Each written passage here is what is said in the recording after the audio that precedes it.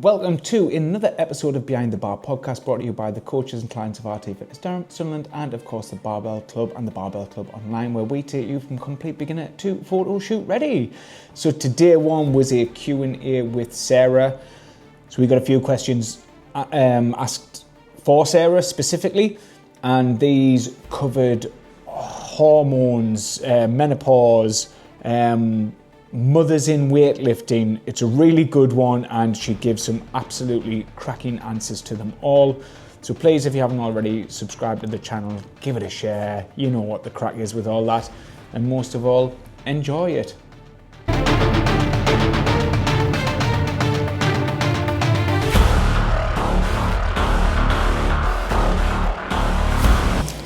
How much is my hair looking like? It's good. How's my hair? do I look like I've been right through a hedge? I think we're doing that right. So welcome along. This one here is, we asked, some people asked some questions for this one, so it is just straight up Q&A for Sarah. So Sarah, let's do it. Where should we start? We'll start this one here. Oh, the big one. Oh. So yeah, I think you wrote some notes down for this one. Not so like easing us in. I know, menopause and slow weight loss, hormones and no strength at times. Ready? Yeah. Let's go for it. So I got this question before the podcast, so I have made notes because you should all know I am not a menopause expert. So yeah, I will be looking down here because there's bits that I've wrote down that I don't want to forget and I don't want to get wrong. Okay? So, I mean, I'm going to go out there and start with the kind of hard point of menopause is not the reason for women not losing weight. We've obviously had this conversation quite a lot. And I always say to you, menopause doesn't mean you can't lose weight. It just makes losing weight more difficult. And I think it was only literally the other day we had the conversation of menopause potentially being another kind of excuse that is being used, which sounds awful. Yeah. So like there is reasons behind that. Contextually, yeah. I mean it in the best possible way. And I've actually wrote out, unless we take responsibility for our excuses will literally rule our progress. And I think because more and more people are talking about menopause, it's becoming a lot easier to say, I'm going through the menopause, as if the menopause is some overriding reason for you not to be making progress. Does that make sense? 100%. Yeah. We've had many conversations about it, and we... Yeah, me and you know, and obviously I want to get this from you as well, because I'm the man side, and you like are really into this kind of thing, and you do want to help as many people as possible through these challenging times. I think it is a big challenge, and I do think it makes it more difficult for women to lose weight, but not for the reasons that many women are now chucking in as, I'm not losing weight, it's the menopause. And I think the sooner we get to grips with that, the sooner we can actually make the changes and the choices, which I'll get down to, that'll help us move forward and move through it and move past it. So obviously, without going into it too much, women kind of have to live with the consequences of constantly changing hormones. Like, our hormones fluctuate from day dot. And men have got it easy. But we do. Like, basically, like, even throughout going through our periods and things, our hormones affect so much, whether it's water retention, inflammation, feeling shitty, bad moods, PMS symptoms, and perimenopause and menopause is actually like all of the symptoms that we've all kind of gotten used to, but like on steroids. So like just hit you all at once. It's like boom. Like fucking, this is a massive hormonal mix, and like it's caning for you. Like you're fucked, but you're not. But it is. It's like everything just goes poof And it kind of continues to happen to women until they're out the other side of the menopause and they've gone through it and they've kind of dealt with it. I hate that expression though, dealing with it. Because we shouldn't just have to deal with it. But it's a part of life. It is a part of life, and it is part of, like, I know it sounds as harsh as fuck, like, just deal with it. That sounds absolutely shitty, but like 50% of the population has to go through that period, and it's always been there, hasn't it? 50% of the population has to deal with it, right? But what's wrong with the statement, just deal with it, is the fact that, I mean, I've wrote all this down as well. Not many GPs specialise in it.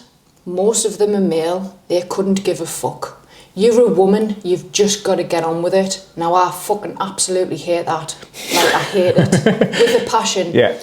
And it is a topic that should be specialised in, and there should be more specialists available to go through it. But to actually turn up to the doctor, I mean, not all of them are like this, but for him to be male, for him to not have specialised in menopause, to turn around to a woman and say, just one of them things, you're a woman, you've got to deal with it, here's some antidepressants, fucks me right off.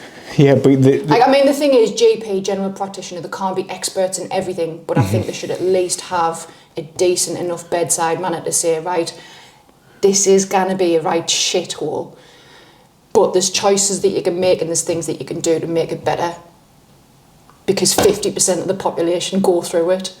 Yeah, but let's go back, say, 20 years ago when menopause wasn't talked about. So all of these doctors who you do see now are still in practitioners now, and those in that 20-year span, yes, they always learn and stuff like that. But at this moment in time, 2025, it's high. Like, I can honestly say I probably didn't even know what the word menopause was 15 years ago.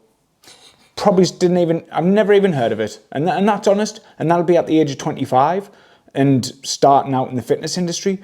But I never heard of it. But now, these last few years, it is at the top. So it's just probably is a bit of a catch-up game of where the NHS doctors, whatever, private doctors, are gradually getting there. And there's so many people talking about it now and understanding the symptoms of it, of not just being antidepressants. Like, just, do you know what I mean? It is getting to that point, but same again with everything, it is going to take time, and you are going to have, there already is specialist doctors in there, just obviously not enough to facilitate the 50% of the population going through that period of time. So I think it's just a bit of a catch-up game. But I mean, probably back to it, menopause and slow weight loss, hormones and no strength at times. I'm going to say this from a man side of things, and Sarah's going to absolutely break it down for us.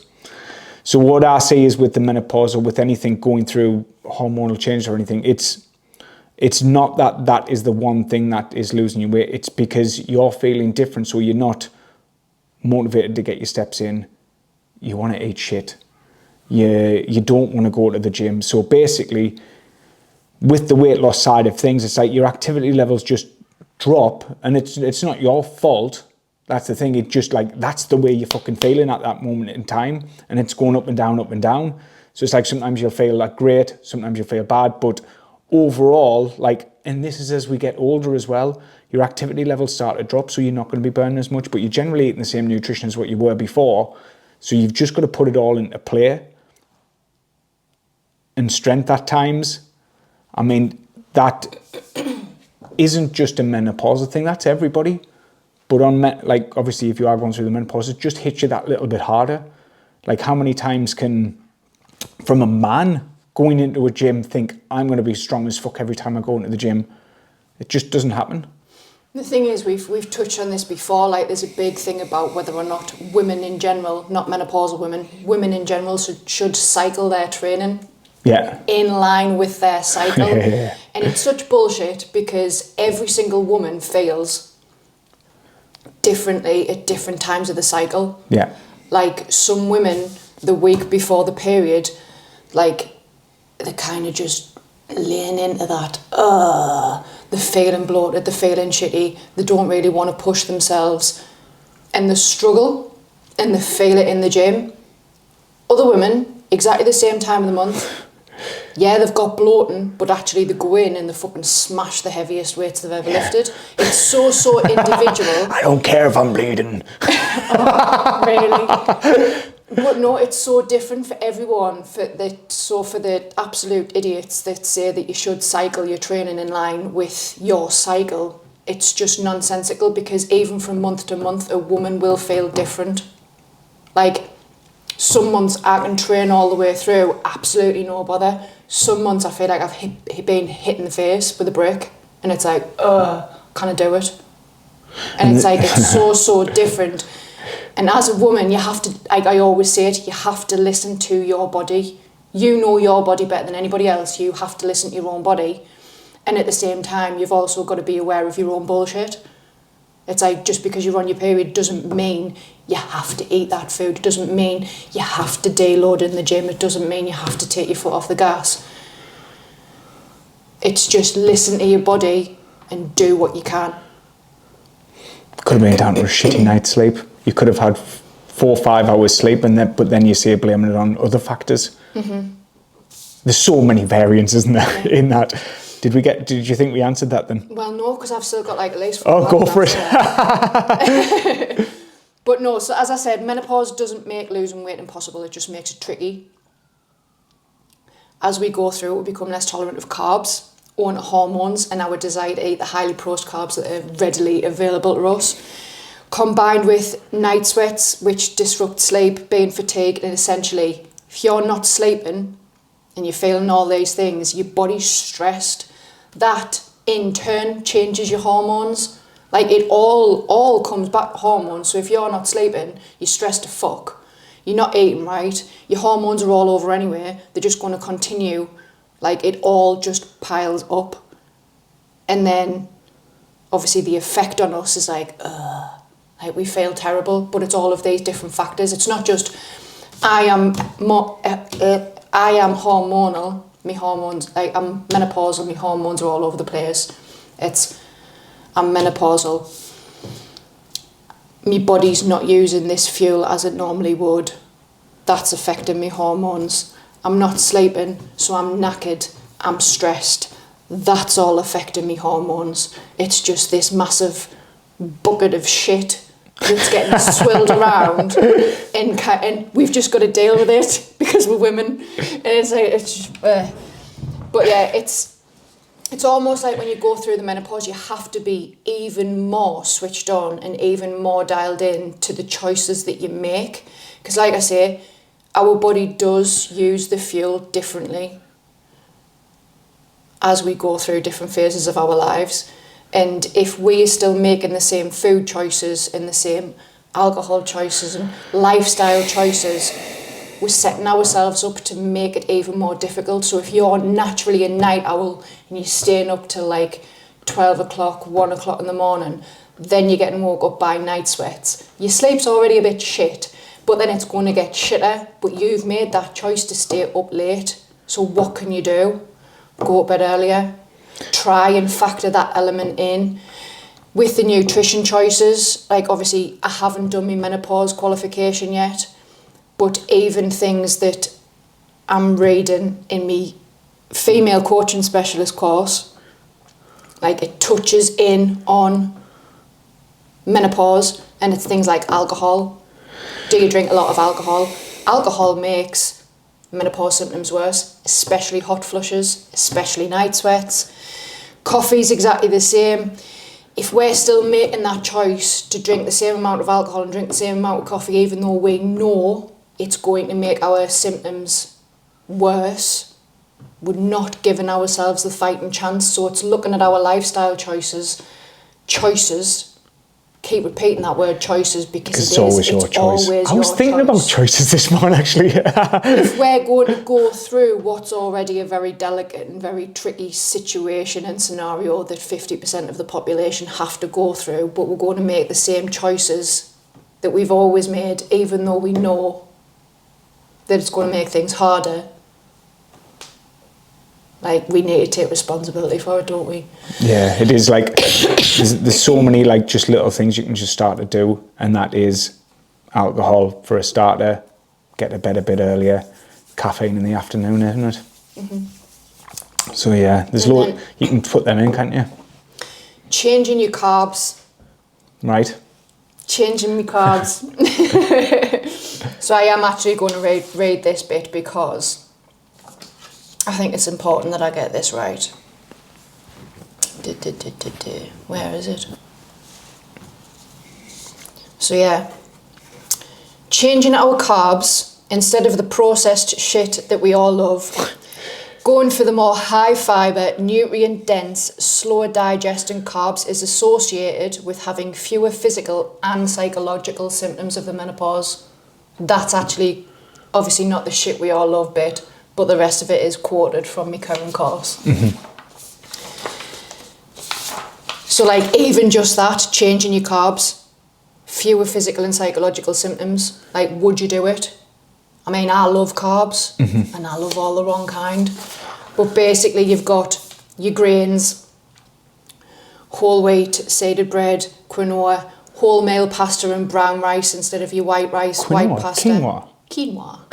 Quinoa.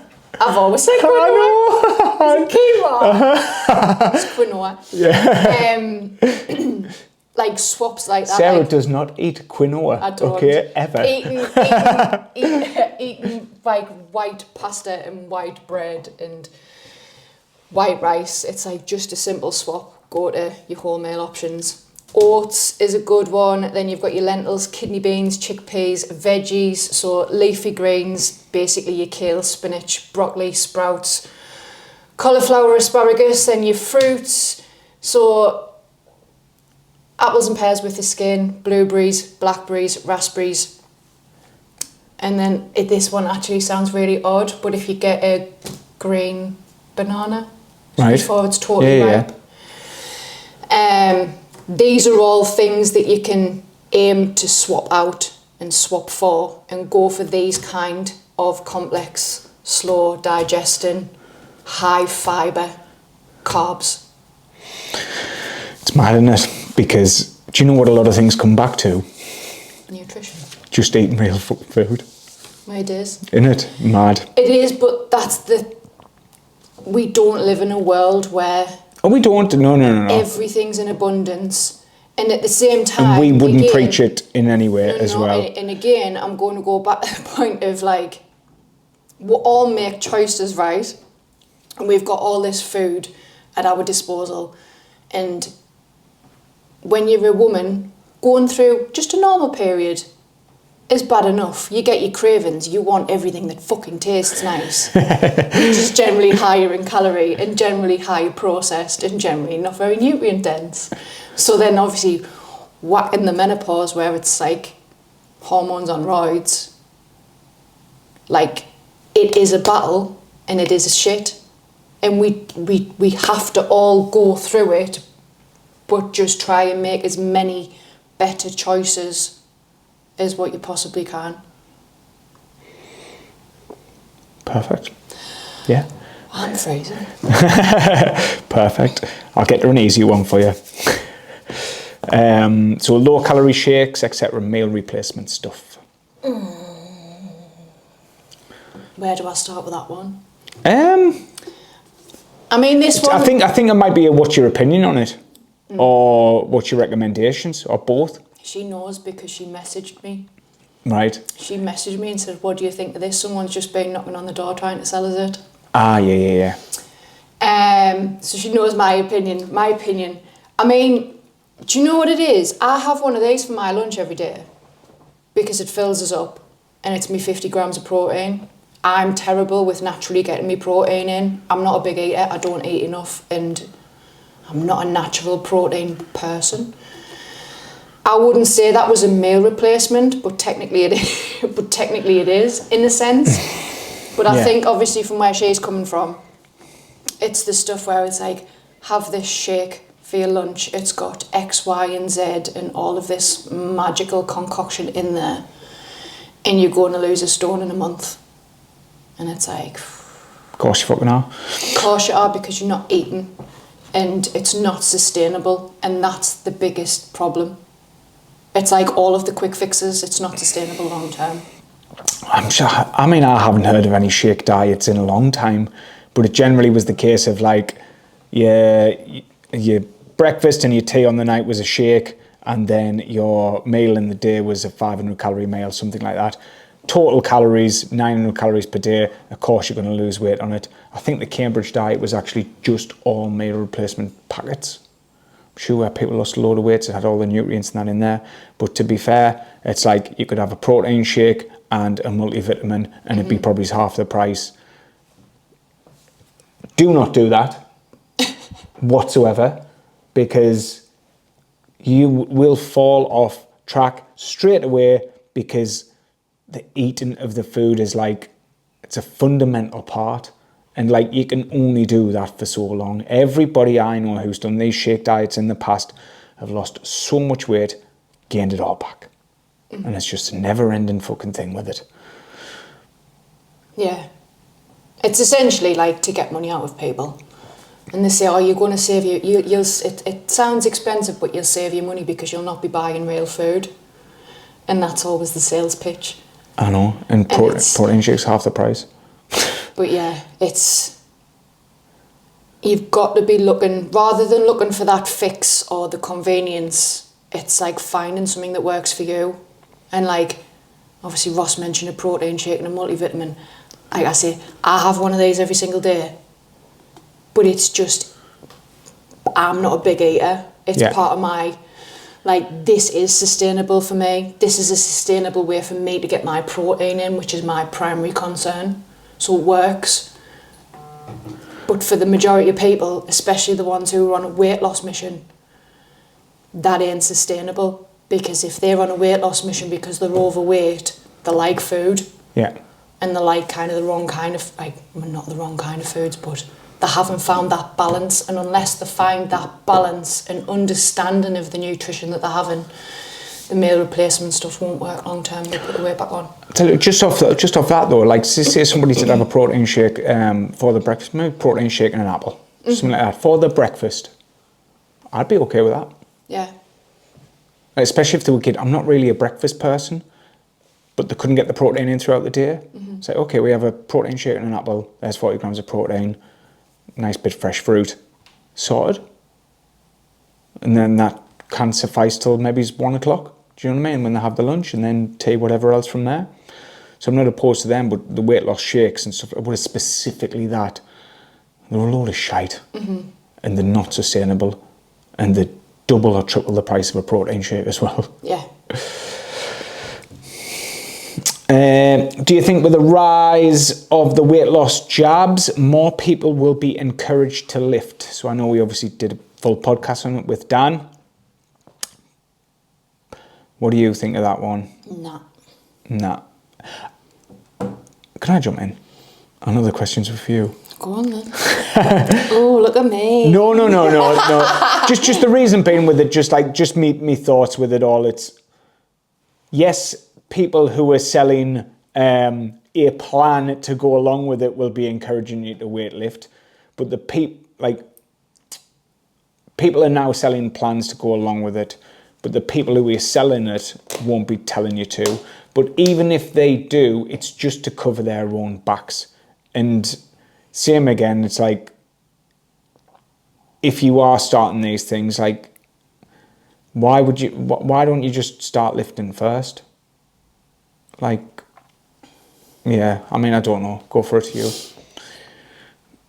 So I think from looking at it, a lot of the people who are using these weight loss drugs, they're doing it because they can't manage their nutrition effectively and they don't train. And I don't think there's any guidance provided. I mean, someone please tell us if I'm wrong. I don't think there's any guidance provided about keeping your protein high, making sure you're lifting weights to keep whatever muscle mass you have. So I think with that lack of guidance, and from the fact that people are doing it from a position of desperation to lose weight because they can't manage the nutrition effectively and they don't train, I think actually it's just going to compound an issue that we've already got of basically people wanting to lose weight fast who aren't making changes to the nutrition and who aren't making the choice to be more active in their lifestyle. And I think it's going to bite everybody in the arse. I mean, I think, yeah, a lot of the people who were taking it are taking it for that quick fix. Mm-hmm. And they're not thinking of the long term, and they are going to be the people with osteoporosis issues. They're going to be people with obviously the massive amounts of muscle loss. If the guidance was there from the get-go of if you're taking this you must start lifting weights because of X, Y and Z, then maybe people might, and they would find the process a lot easier than someone who's done it as a quick fix, who then as an afterthought or after advice, because of the massive of these weight loss drugs, and the more people are talking about it now, if they go in after the fact, they're going to struggle. Imagine walking into a gym, right? Picking up weights is hard enough when you first start. Mm-hmm. Picking up weights is hard enough. Imagine picking up weights after losing 5 stone on a weight loss drug, and a lot of that coming from your muscle to the point where you can barely walk. How much harder is then starting to lift weights going to be? And how much easier is it going to be from week 1 of going, fuck me, that was so hard, I can't do this, I'm not going back. So I think it's going to compound a really big issue, actually. And if you want to know a bigger insight, just go back to the last podcast from this, and there's a full 45 minutes about the entire thing from there. But people encouraged to lift, no, it's not going to happen. The people are out there to make money, not. They'll give you exactly the same leaflet like they do with every other medication. These are our recommendations to cover their own back. And that's about it. Ready for the next one? What was the more? Mm-hmm. How has weight training impacted your mental health and confidence? Me? Mm-hmm. The questions are for you to do. Oh. I am bollock. I'm sure I'm coming down with something. My voice keeps going as well. Why aren't you looking after us, Ross? How has weight training impacted your mental health and confidence? I'm like a different person. If I think about it, I think I had a kind of a had a bit of a false confidence prior to lifting weights. False confidence. Like I was always like, not a Billy Big Bollocks. Like I'd take a challenge and I'd give it a go. But it was always like, I wasn't very sure of myself. I think anyone who knows us in me early 20s, will have said, oh, you're confident. But then the ones who really know us are like, you come across as confident, but you're not very sure of yourself. Like you don't believe in yourself, even though I was more than capable of doing half the things I was doing. Do you know what I mean? Mm-hmm. Obviously, it's changed my physique. I am a lot more confident in that. I don't think I was ever really hung up on my shape or my body, because I don't think I've never had a weight issue. I mean, I was always skinny fat. I mean, looking back at photos now, I think, Jesus Christ. But, where was I at? Looking back at photos, skinny fat? Yeah, I wouldn't say I ever really had a massive self-conscious element of myself. But like, obviously now I am confident in my physique. Even when I do put a little bit of chub on, I'm like, what on the bench? Like, I'm probably like, In the gym, Sarah will also always gun show, look at me back, look at this, look at that. And this isn't just to me. Okay? It is! No. It is. When other people... I used to do it at Paige. Like... My coach. There's Lisa in the gym, you'll always... Do you know what I mean? I know, but Lisa loves it. Lisa touches us. There's like, you'll still do it, and like... But even though there's like a lot of people in the gym, you're not worried about that? Do you know what it is? Because when you say it, right, it makes it sound like a right dick. No, it's proper fun. It's all in fun, but Yeah. it's just, I like going in, I like lifting weights, I like what it's done for me physique. Me mental health, I think it helps us a lot more than I actually give it credit for. Because you've done it for so long. Because I've done it for so long, I think it probably has made us more, what's the word? I've got a lot more,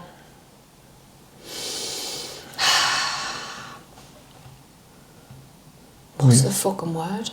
Resilience to just life. Like, I feel like I'm constantly in a state of stress. Like, we've created a bit of a monster. Yeah.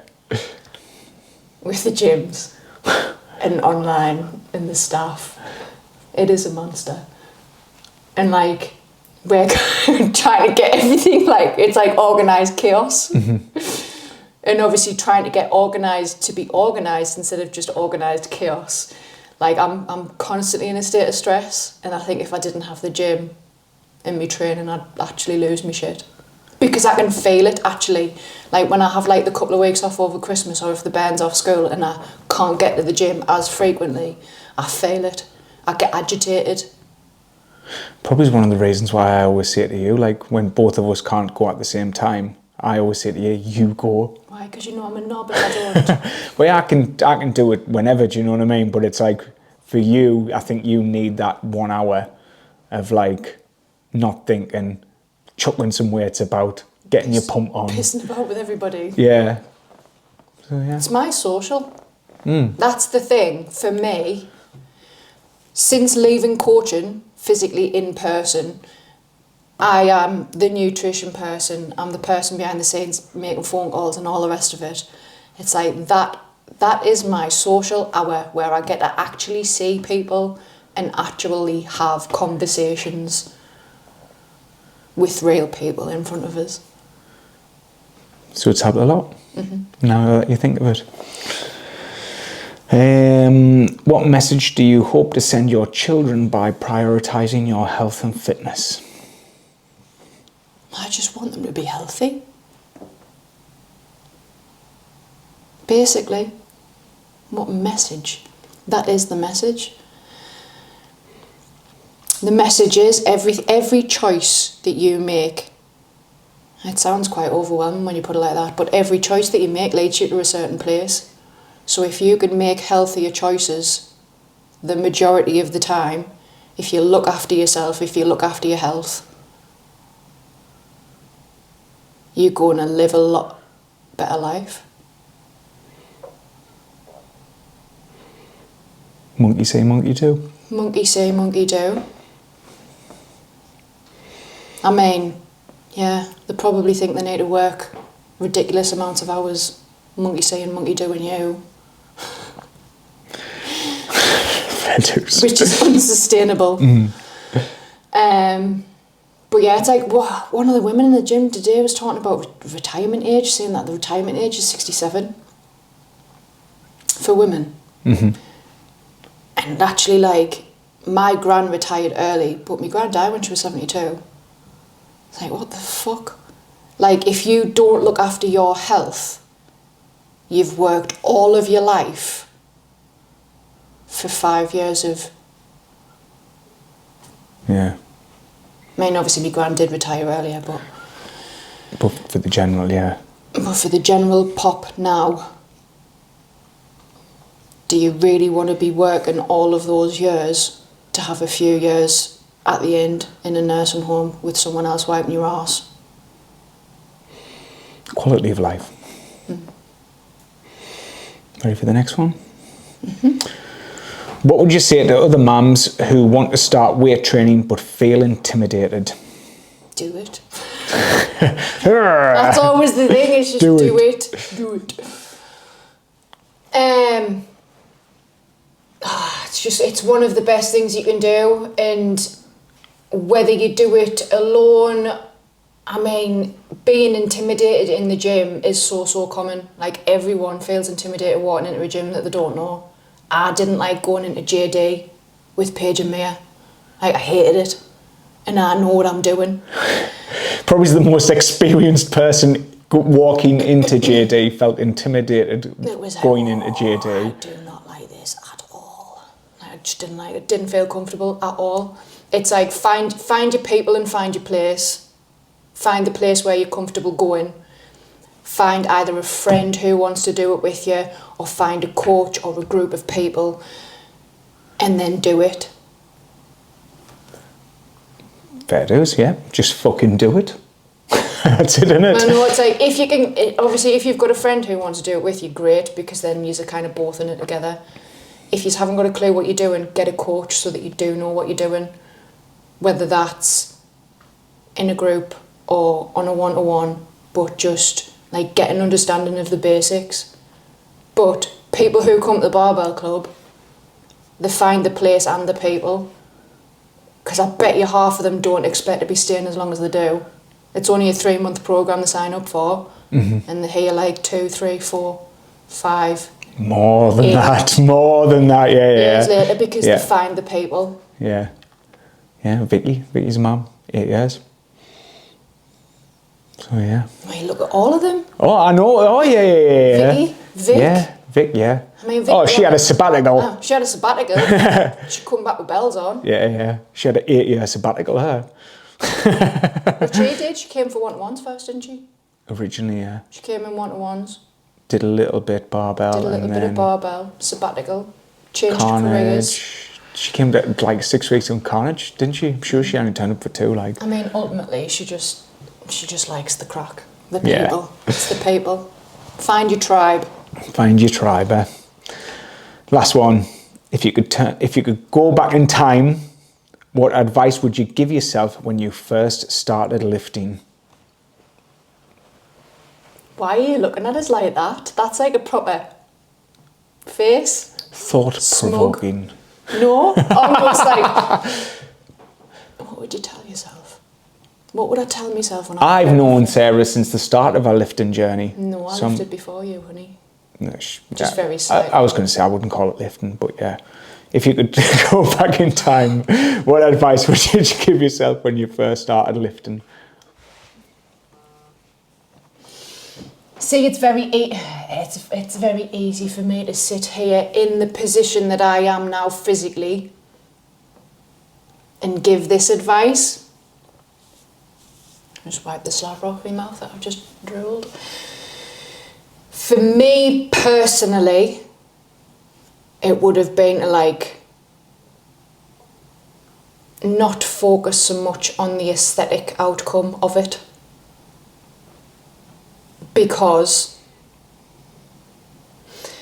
I think everyone does get stuck on in the heads the aesthetic element of lifting weights. And especially with social media and especially with influencers. Did I say that right? Social media and influencers, yeah. And influencers, yeah. It's even more like looking a certain way, and we become fixated on what we want our bodies to look like, and often we'll compare it with a physique that we won't ever achieve, because it's either done via people whose literally job it is to look a certain way. They spend X amount of hours in the gym every day, they do shit ton of cardio, blah blah blah blah blah. Or that on the gear.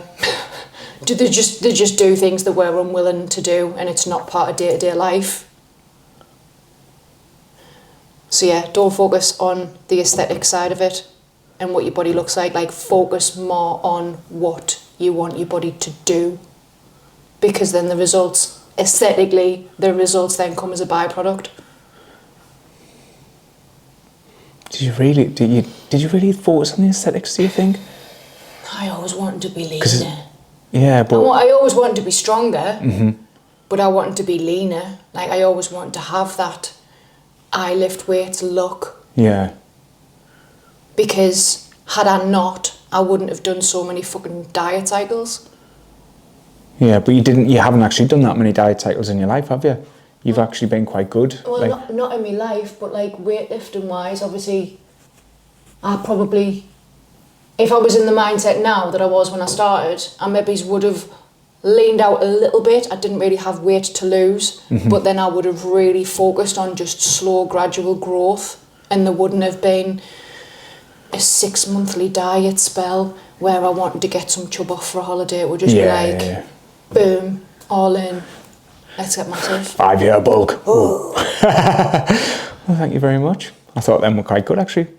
I like them ones. Did you enjoy them, did you? I did. Yeah. I like some of them questions, and I hope you did too. Oh my God. Thanks, mate. Are you seriously? Thanks. I'll fist bump you. Oh, yeah. Yeah, home was helpful. Well, I'm just about to get up.